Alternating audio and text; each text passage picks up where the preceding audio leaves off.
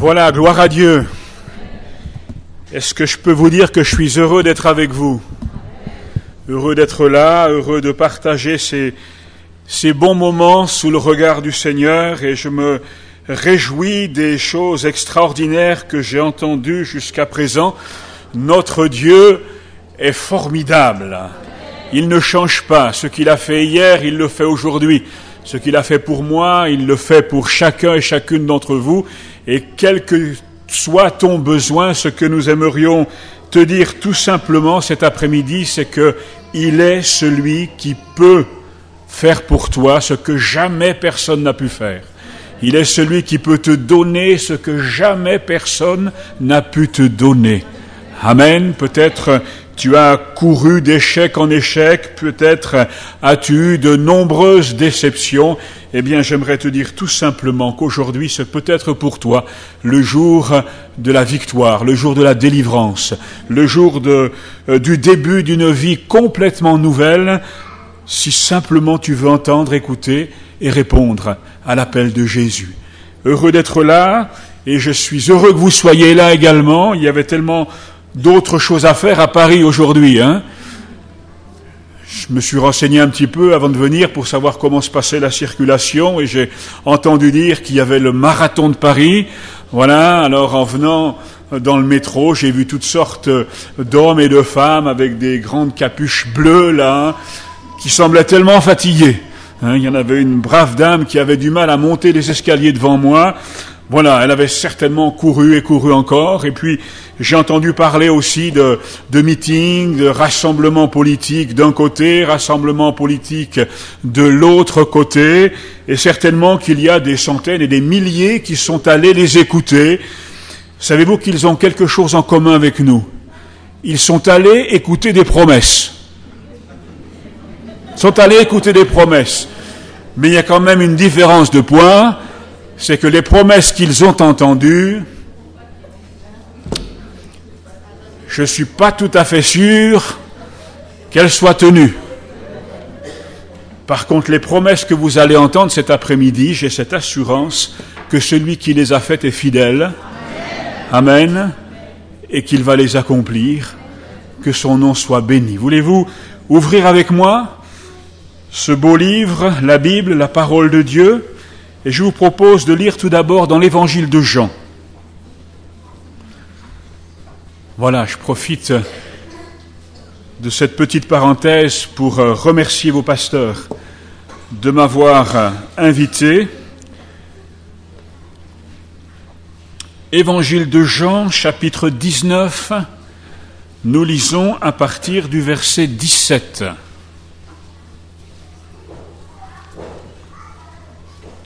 Évangile de Jean, chapitre 19, verset 17. Jésus, portant sa croix, arriva au lieu du crâne qui se nomme en hébreu Golgotha. C'est là qu'il fut crucifié, et deux autres avec lui, un de chaque côté, et Jésus au milieu. Pilate fit une inscription qu'il plaça sur la croix et qui était ainsi conçu: Jésus de Nazareth, roi des Juifs. Beaucoup de Juifs lurent cette inscription parce que le lieu où Jésus fut crucifié était près de la ville. Elle était en hébreu, en grec et en latin. Les principaux sacrificateurs des Juifs dirent à Pilate: n'écris pas roi des Juifs, mais écrit qu'il a dit « Je suis roi des Juifs ». Pilate répondit « Ce que j'ai écrit, je l'ai écrit ».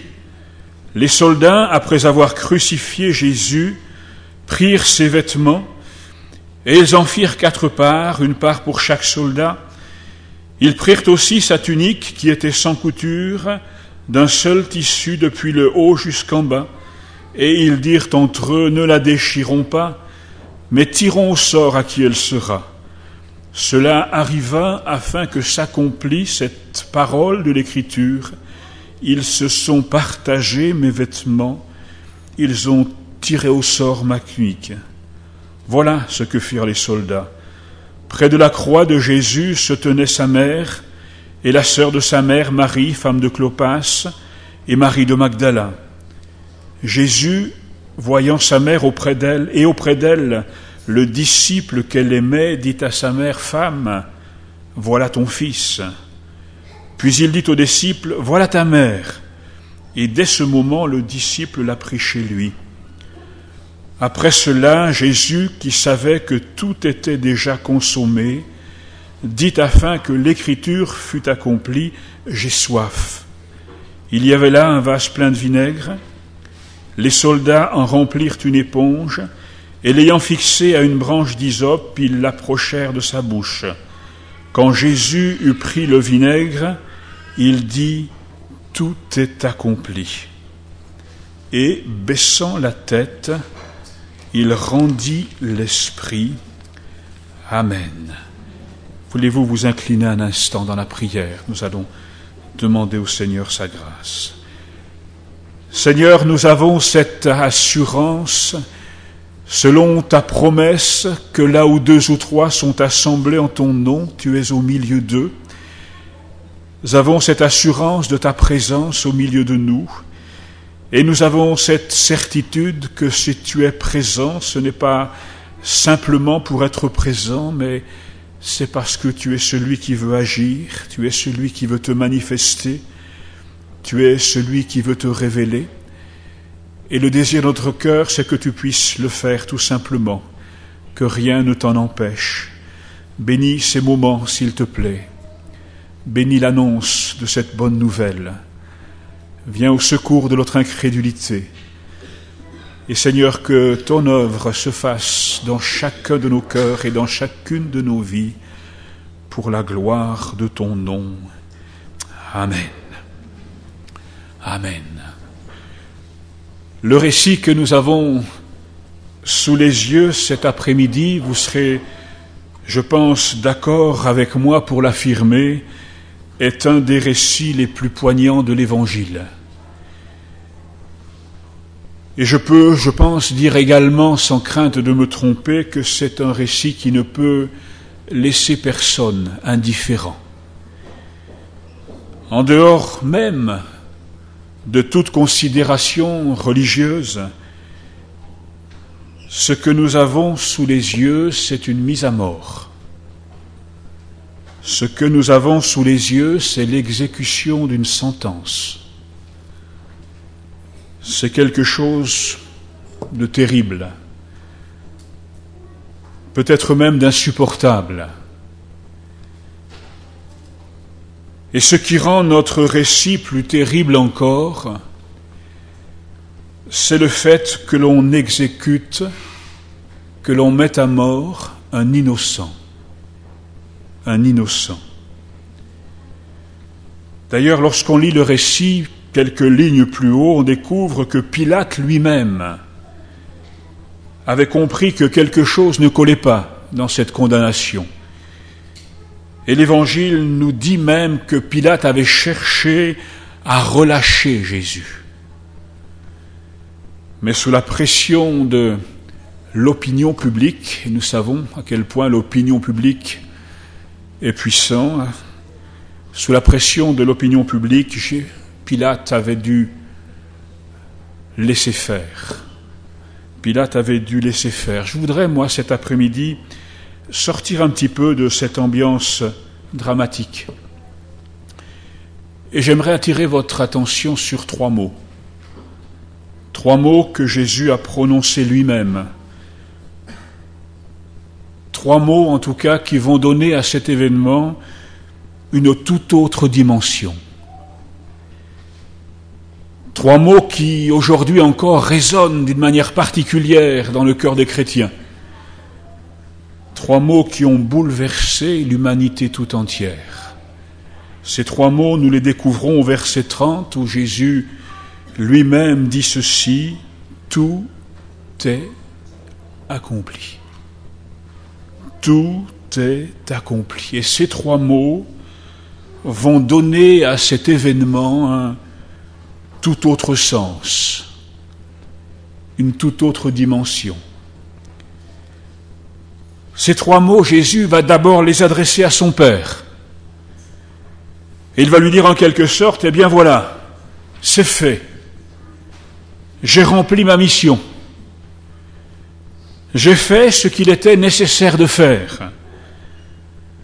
Et alors, ce que nous avons sous les yeux n'est plus l'exécution d'une sentence, ce que nous avons sous les yeux n'est plus la manifestation d'une erreur judiciaire, ce que nous avons sous les yeux est tout simplement l'accomplissement du plan rédempteur de Dieu.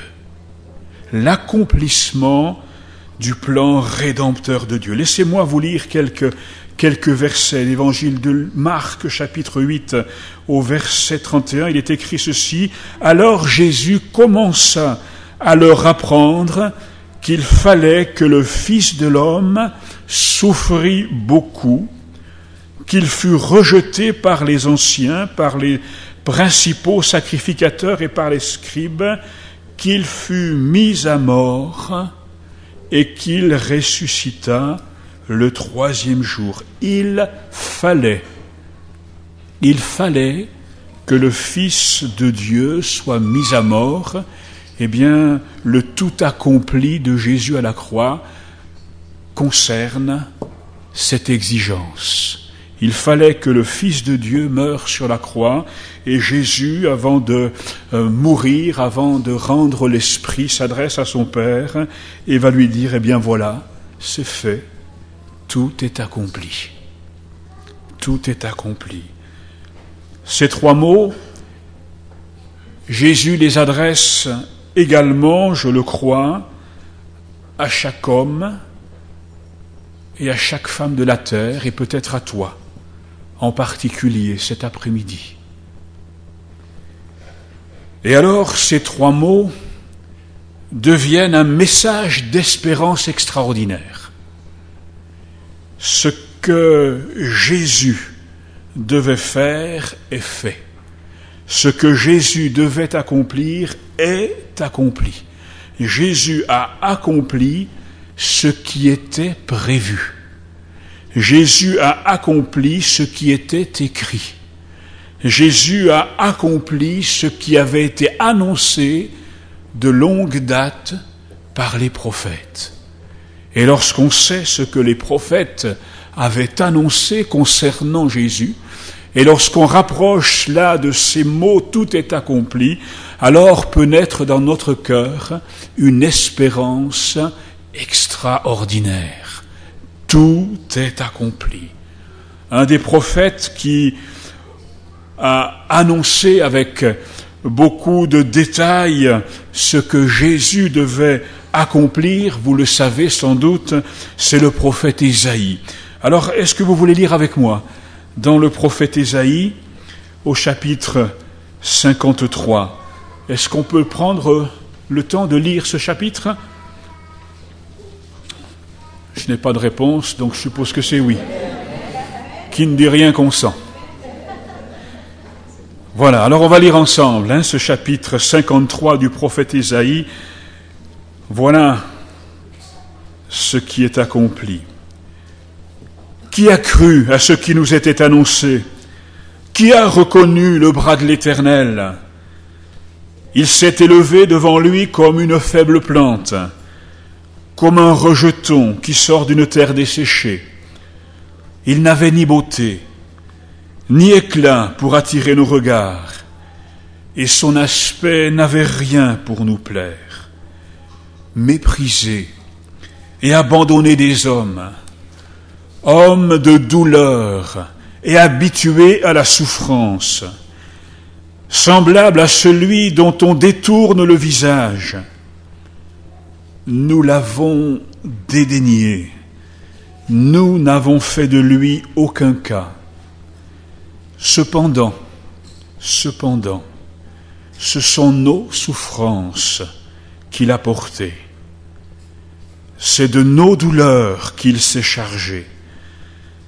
Et nous l'avons considéré comme puni, frappé de Dieu et humilié. Mais il était blessé pour nos péchés, brisé pour nos iniquités. Le châtiment qui nous donne la paix est tombée sur lui. Et c'est par ses meurtrissures que nous sommes guéris. Nous étions tous errants, comme des brebis, chacun suivait sa propre voie, et l'Éternel a fait retomber sur lui l'iniquité de nous tous. Il a été maltraité et opprimé. Il n'a point ouvert la bouche, semblable à un agneau qu'on mène à la boucherie, à une brebis muette devant ceux qui l'attendent. Il n'a point ouvert la bouche. Il a été enlevé par l'angoisse et le châtiment. Et parmi ceux de sa génération, qui a cru qu'il était retranché de la terre des vivants et frappé pour les péchés de son peuple? On a mis son sépulcre parmi les méchants, son tombeau avec le riche, quoiqu'il n'eût point commis de violence et qu'il n'eût point de fraude dans sa bouche. Il a plu à l'Éternel de le briser par la souffrance. Après avoir livré sa vie en sacrifice pour le péché, il verra une postérité et prolongera ses jours, et l'œuvre de l'Éternel prospérera entre ses mains. À cause du travail de son âme, il rassasiera ses regards. Par sa connaissance, mon serviteur juste justifiera beaucoup d'hommes, et il se chargera de leurs iniquités.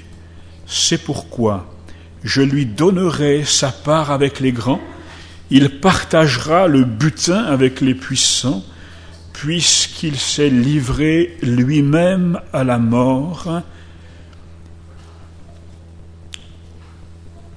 Il s'est livré lui-même à la mort et qu'il a été mis au nombre des malfaiteurs parce qu'il a porté les péchés de beaucoup d'hommes et qu'il a intercédé pour les coupables.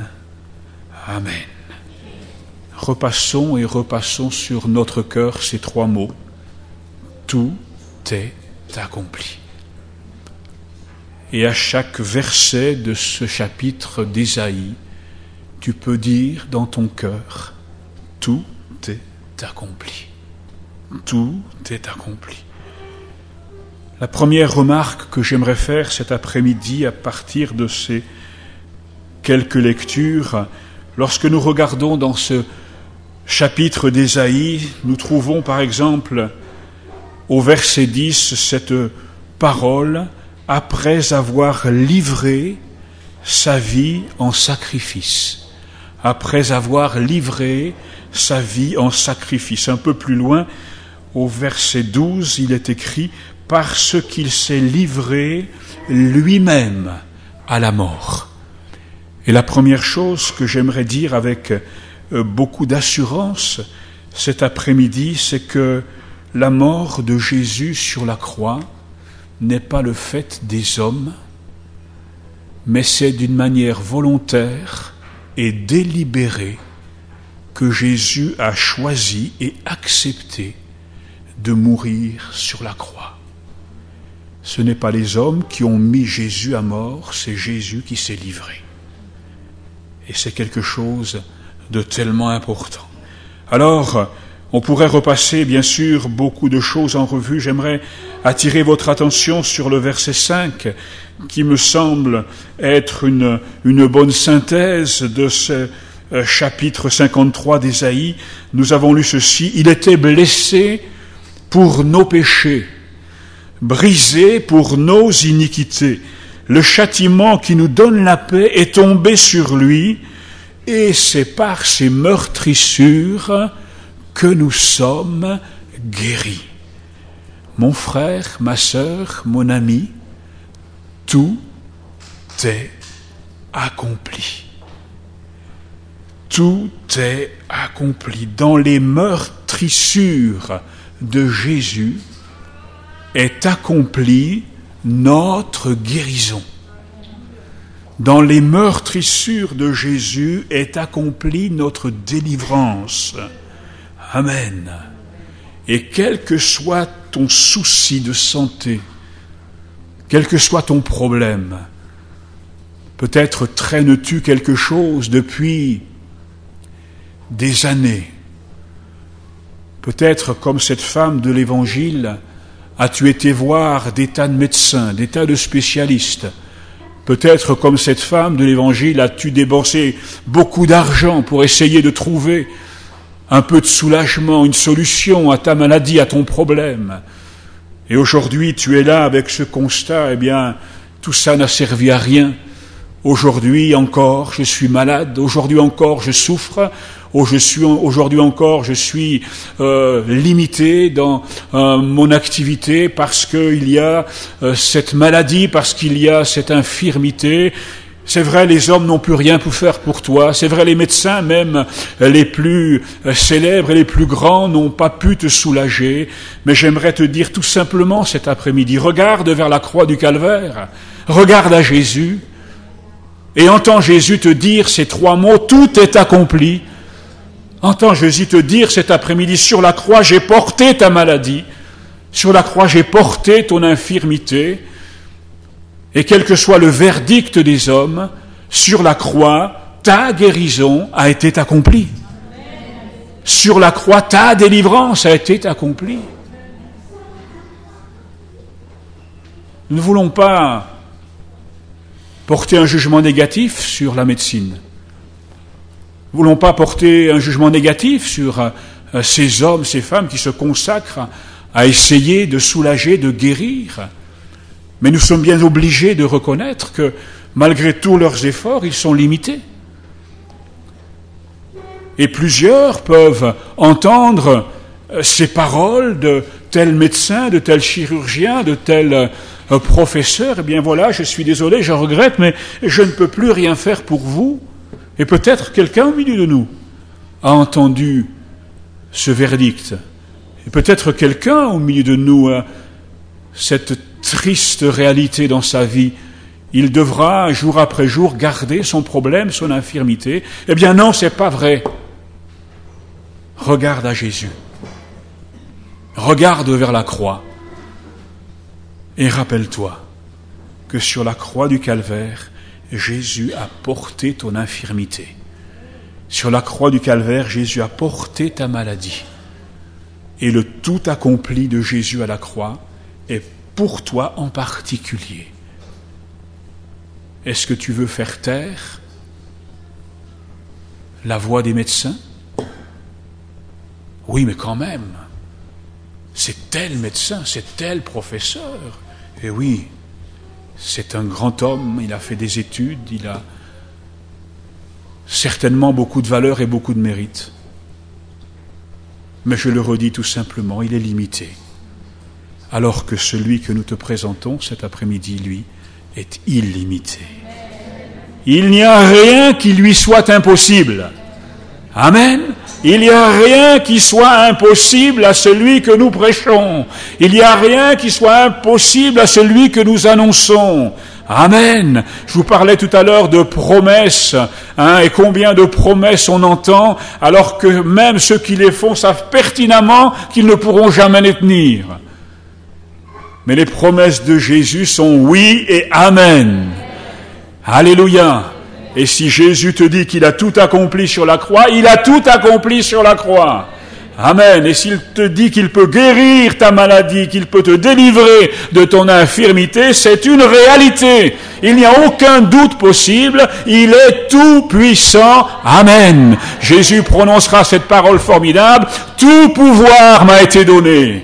Alléluia. Le pouvoir sur ta maladie en particulier. Que son nom soit béni. Amen. Est-ce que tu veux tourner tes regards vers lui? Est-ce que tu veux simplement entendre, réentendre et t'approprier ces trois mots? Tout est accompli. Tout est accompli. Mais dans le tout accompli de la croix, il y a bien plus que ta guérison.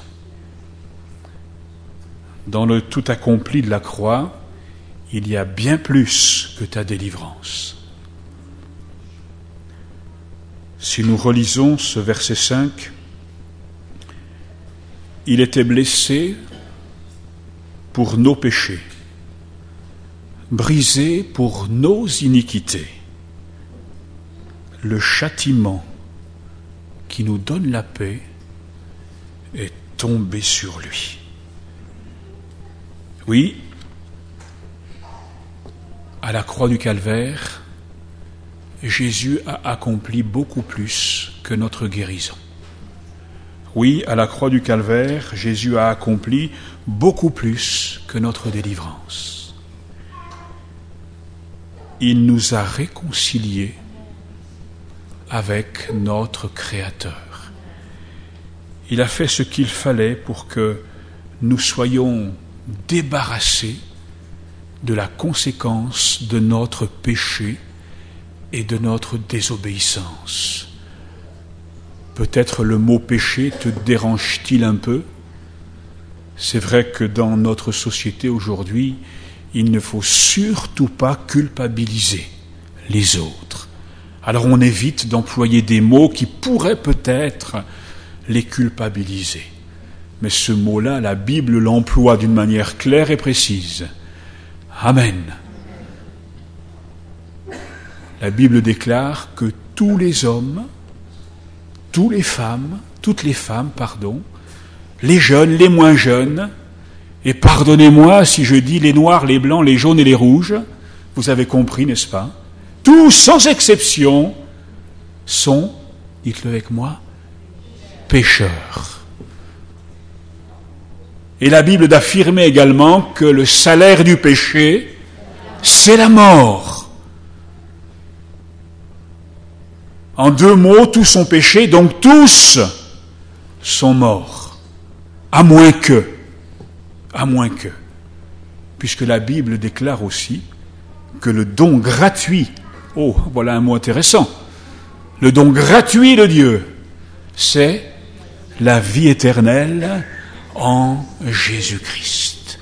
Voilà ce que Jésus est venu accomplir sur la croix du Calvaire. La Bible déclare que sans effusion de sang, il n'y a pas de pardon. Voilà pourquoi Jésus est venu sur la croix verser son sang pour que dans le sang de Jésus, tu puisses trouver le pardon de tes péchés, pour que tu puisses trouver l'effacement de ta condamnation. Est-ce que ce n'est pas la plus belle et la plus merveilleuse des nouvelles? Amen. Oui, c'est une bonne nouvelle que de croire et que de recevoir la guérison en Jésus. C'est formidable que d'être délivré de toute chaîne, de toute oppression. Et je bénis Dieu pour le témoignage que nous avons entendu. Dieu est celui qui libère, Dieu est celui qui délivre. Mais à quoi cela nous servirait-il si nous devions continuer à marcher vers l'enfer? N'est-ce pas? À quoi cela servirait-il si nous devions continuer notre cheminement avec la condamnation qui pèse sur nous? Sur nous. Sur toi. Je ne dis pas sur moi parce qu'elle n'y est plus, la condamnation. Alléluia. Mais toi qui n'as pas encore reçu Jésus, toi qui n'as pas encore donné ta vie à Jésus, toi qui n'as pas encore fait ce pas, eh bien la condamnation est sur toi. Et le jour où tu devras quitter cette terre, et ce jour-là, je ne sais pas quand est-ce, peut-être dans des décennies, mais peut-être dans quelques heures ou quelques jours, si d'ici là tu n'as pas réglé ta situation avec Dieu, ta destination c'est l'enfer. C'est l'éternité loin de Dieu, les temps ardents de feu et de soufre. Voilà la destination de toutes celles et de tous ceux qui ne se sont pas attribués complètement le tout accompli de Jésus à la croix. J'aimerais lire encore quelques versets dans l'Épître aux Colossiens. Vous connaissez peut-être, vous qui êtes des lecteurs assidus de la Bible, laissez votre Bible, écoutez simplement Colossiens, chapitre 2. Vous qui étiez morts par vos offenses et par l'incirconcision de votre chair, il vous a rendus à la vie avec lui, en nous faisant grâce pour toutes nos offenses. Écoutez bien, il a effacé l'acte dont les ordonnances nous condamnaient et qui subsistait contre nous. Il l'a détruit en le clouant à la croix. Il a dépouillé les dominations et les autorités. Il les a livrées publiquement en spectacle, en triomphant d'elles par la croix. Amen. Le centre du message de l'Évangile, c'est la croix. Et ça restera toujours la croix. Et aussi longtemps que je prêcherai l'Évangile, je prêcherai la croix. Amen. Et mon frère, ma sœur, aussi longtemps que tu auras l'occasion de témoigner de l'amour de Dieu à ceux qui t'entourent, il te faudra leur parler de la croix. Parce que c'est là, et là seulement, que tout a été accompli.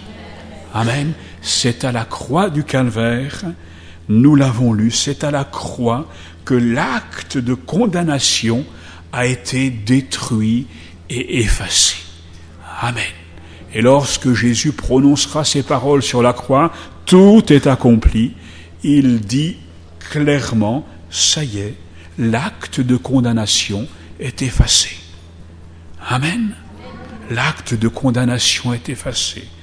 Et puis, au verset suivant, nous avons lu ceci. Il a dépouillé les dominations et les autorités et les a livrées publiquement en spectacle, en triomphant d'elles par la croix. L'Évangile nous dit que lorsque Jésus nous libère, nous sommes véritablement libres. Amen. Nous sommes véritablement libres. Qu'est-ce que ça veut dire, libre? Qu'est-ce que c'est que la libération? La libération, elle se passe en 3 étapes. Première étape de la libération, c'est de chasser l'occupant. Amen. Deuxième étape de la libération, c'est de restaurer l'autorité légitime. Amen. Et la troisième étape de la libération, c'est d'effacer les traces de l'occupation. On est d'accord? Chasser l'occupant. Amen. Il n'a plus rien à faire dans ta vie, celui qui te tient esclave. Il n'a plus rien à faire dans ta vie, celui qui te maintient dans un état qui n'est pas digne de l'homme, de la femme que tu es. Il n'a rien à faire dans ta vie, celui qui n'a pour objectif que de te détruire, que de te faire mourir, que de t'entraîner dans une éternité loin de Dieu. Il n'a rien à faire dans ta vie et Jésus a la chassé de ta vie. Amen. Sur la croix, celui que Jésus libère est vraiment libre. Amen. Et tu peux proclamer clairement que l'occupant s'en est allé et qu'il ne reviendra pas. Amen. Parce que Jésus a pris sa place. Alléluia. Restaurer l'autorité légitime. Amen. Et effacer. Et Dieu sait que ces traces de l'occupation, quelquefois, elles sont bien pénibles à supporter. S'il fallait les énumérer, il nous faudrait certainement beaucoup de temps. Et on sombrerait vite dans l'horreur. Mais Jésus efface les traces de l'occupation. Amen. Là où le mal a abondé, Jésus est celui qui fait surabonder sa grâce. Amen. Tu peux voir la grâce de Dieu surabonder dans ta vie. Tu peux expérimenter l'abondance de la grâce de Dieu. Qui peut expliquer la grâce de Dieu? Personne, je pense. Mais qui peut la vivre? Qui peut la vivre? Tous ceux qui veulent. Amen. Amen. Tous ceux qui veulent. Parce que tout est accompli. Amen. J'aimerais simplement te proposer cet après-midi de tourner tes regards vers Jésus, tourner tes regards vers la croix et laisser cette parole, ces 3 mots résonner dans ton cœur. Tout est accompli. Je ne connais ni tes besoins, ni tes doutes. Je ne sais pas de quoi tu souffres. Je ne connais pas ton cheminement, je ne connais pas tes a priori. Mais ce que je sais, ce que j'affirme, ce que j'annonce, ce que je proclame, c'est que Jésus est venu pour te libérer. C'est que Jésus est venu pour te guérir. C'est que Jésus est venu pour te sauver. Amen. Et cela, il l'a accompli. Alors dites-moi tout simplement, si c'est accompli, ce n'est plus à faire. Oui ou non? Amen. Si c'est accompli, c'est fait. Alors qu'est-ce qu'il faut faire? Qu'est-ce qu'il faut faire? Eh bien, il faut s'approprier, tout simplement, ce que Jésus a accompli. Amen. Imaginez que demain, on découvre le remède qui, à 100%, va guérir la maladie qui, jusqu'à présent, n'a jamais pu être guérie. Ce serait une nouvelle formidable. Amen. Et tous ceux qui sont atteints de cette maladie sauteraient de joie et diraient « Mais c'est formidable, ça y est, on a trouvé le médicament, on a trouvé le remède. » Mais dites-moi, tant qu'ils n'auront pas avalé le remède, ils ne seront pas guéris. On est d'accord, n'est-ce pas? Amen. Et je peux t'annoncer la bonne nouvelle à longueur de journée. Je peux te dire ce que Jésus a fait, je peux te dire ce que Jésus a dit, je peux t'affirmer ce que Jésus a fait dans ma vie, ce qu'il est capable de faire dans la tienne. Je peux te dire tout ce que Jésus a accompli, je peux te le présenter là sur un plateau. Et tu peux commencer à te dire c'est formidable. Mais si tu ne viens pas te servir, si tu ne viens pas prendre, si tu ne viens pas t'approprier ce que Jésus a fait pour toi, tu resteras dans ton malheur. Tu resteras dans ta maladie, tu resteras dans ta souffrance, tu resteras dans ta condamnation. Et le jour où tu quitteras cette terre, ce sera pour te retrouver dans l'éternité, loin de Dieu. Mais à l'annonce de la bonne nouvelle, tu peux bien sûr te réjouir et te dire, eh bien Seigneur, voilà, je prends ce que tu m'as donné. Seigneur, je m'approprie ce que tu as accompli. Je le reçois. Amen. Et comme celui qui avale le médicament, eh bien tu vas voir l'œuvre de Dieu se faire dans ta vie. Tu étais malade, tu ne le seras plus. Tu étais condamné, tu es gracié. Tu étais captif, tu es libéré.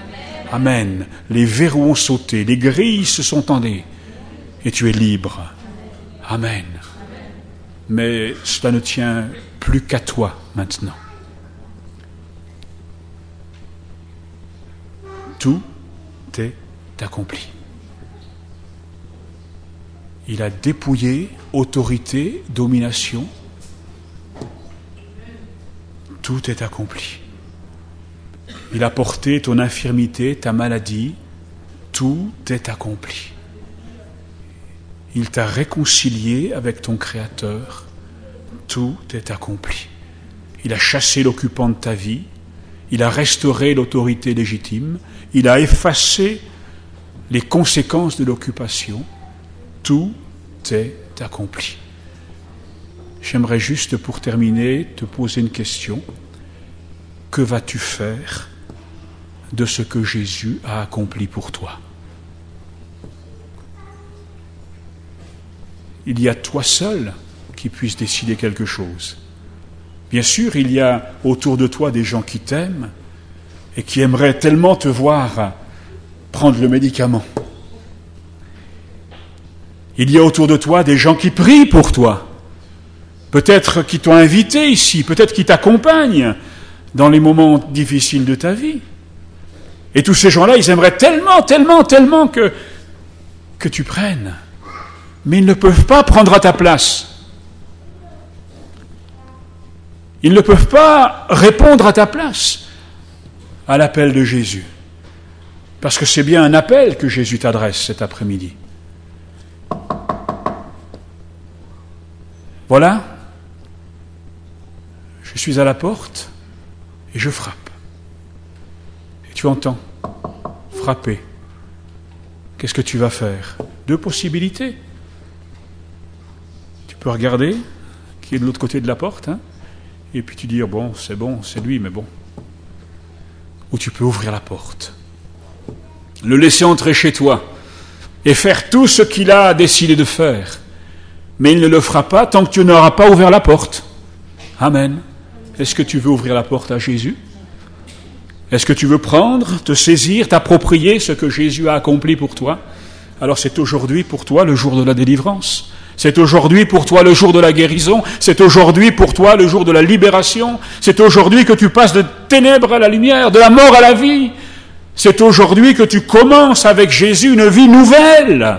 Amen. Mais cela ne dépend que de toi. Cela n'appartient qu'à toi. Il faut que tu te lèves et que tu dises, Seigneur, je prends ce que tu me donnes. Seigneur, je crois que sur la croix, c'est pour moi que tu es mort. Je crois que sur la croix, c'est pour moi que tu as souffert. Je crois que dans tes souffrances, il y a ma guérison. Il y a ma délivrance. Il y a ma libération. Il y a l'effacement total, complet, définitif de ma condamnation. Est-ce que tu veux entendre cette voix? Est-ce que tu veux répondre à l'appel de Jésus? Nous allons nous incliner simplement dans la prière et nous allons croire en cette parole. Nous allons entendre ces 3 mots résonner dans nos cœurs. Tout est accompli. Seigneur, nous te remercions de ce que nous avons ce privilège d'annoncer des promesses qui sont celles que tu tiens. Te bénissons, Seigneur, de ce que ta bouche a dit, ta main l'accomplit.